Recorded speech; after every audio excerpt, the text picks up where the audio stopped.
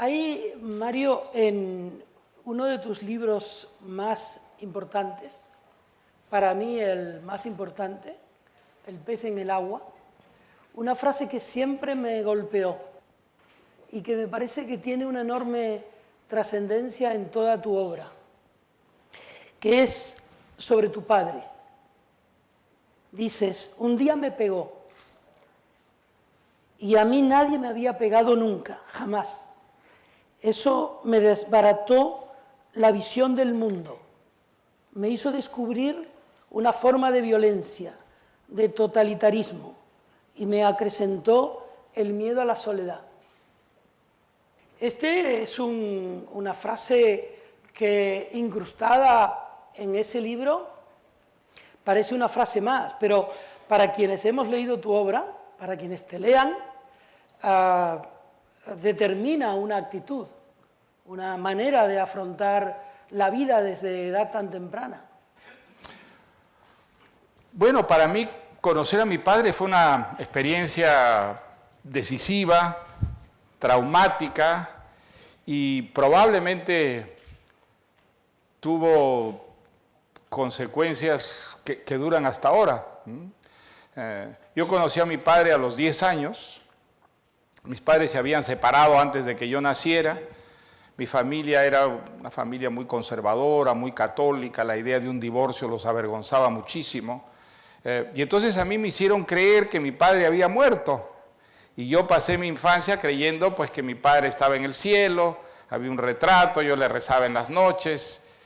Y cuando tenía 10 años, un día que efectivamente cambió mi vida, mi madre me reveló que mi padre no estaba muerto, que mi padre estaba vivo y que iba a conocerlo inmediatamente. Creo que todavía no me he recuperado del todo de la impresión que me causó esa revelación. Bueno, pues conocí a mi padre y además inmediatamente nos fuimos a vivir con él porque secretamente mis padres se habían reconciliado. Y vivir con mi padre cambió enteramente mi vida. Yo había vivido con mis abuelos, con mis tíos maternos, había sido un niño muy mimado, precisamente por el hecho de ser un niño sin padre, pues la familia a mí me había engreído muchísimo y me había rodeado de una protección que a mí me hizo tener una visión de la vida totalmente falaz, pero sumamente grata. Fui un niño muy mimado, que prácticamente no sufrió, no tuvo, digamos, frustración alguna. Y de pronto fui a vivir con una persona que era muy distinta de todos los varones de mi familia materna, una persona dura, autoritaria, que desde el primer momento me hizo sentir, ¿no es verdad?, su autoridad.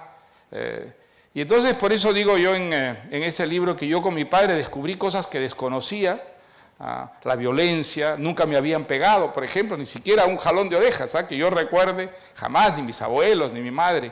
Y mi padre no, mi padre me pegó, por primera vez me pegaron. Y por otra parte descubrí el miedo.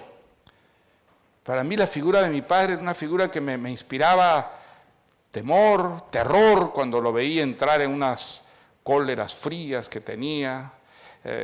Entonces, yo creo que esa relación fue muy importante porque, bueno, descubrí la verdadera vida, de la que hasta entonces, pues, mi familia materna me había protegido, exonerado. Y creo que mi padre también, sin quererlo, más bien queriendo lo contrario, contribuyó mucho a fortalecer mi vocación literaria.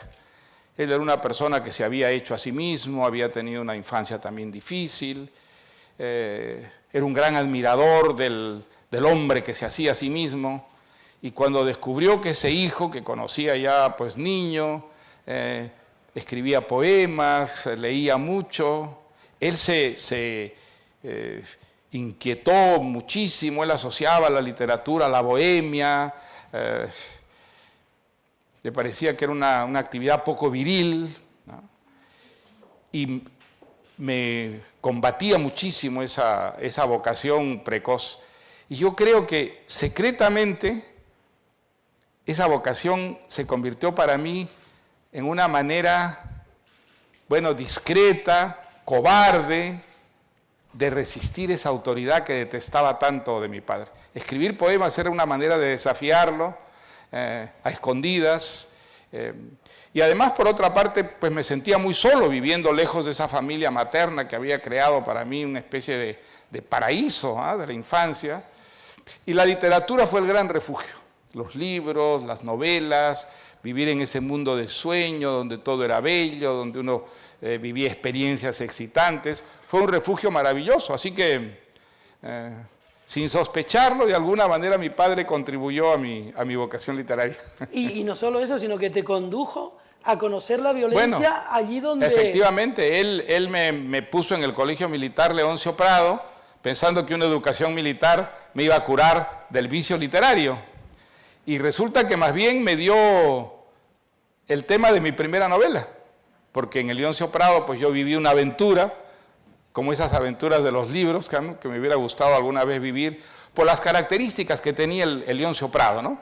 El Leoncio Prado era un colegio que era como un microcosmos del Perú, era una pequeña sociedad peruana, militarizada. Ahí había muchachos que venían prácticamente de todos los sectores sociales, incluso de las familias más acomodadas, que mandaban a sus hijos al colegio militar como a una correccional, porque no sabían qué hacer con las travesuras. Había muchos chicos de clase media que querían seguir luego carreras militares y que iban como a una antesala de la aviación o la marina o el ejército. Y había muchachos de familias muy humildes que entraban gracias a un sistema de becas muy amplio. Había muchachos campesinos de origen indio, por ejemplo, que venían de la sierra, que venían de la selva. O sea que era un pequeño microcosmos. Hombre, claro, cada chico pues llevaba su mundo, sus prejuicios, sus rencores, y eso creaba una atmósfera muy violenta.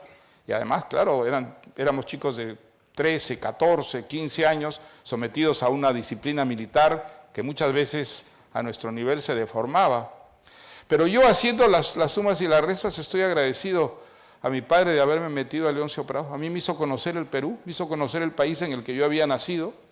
En ese tiempo la sociedad peruana estaba tan jerarquizada que un chico de clase media que vivía en Lima prácticamente no sabía el país en el que había nacido. Y en el Leoncio Prado sí, lo descubrías a través muchas veces de la brutalidad, pero descubrías la complejidad, la diversidad, las tensiones, las violencias que constituían la sociedad peruana.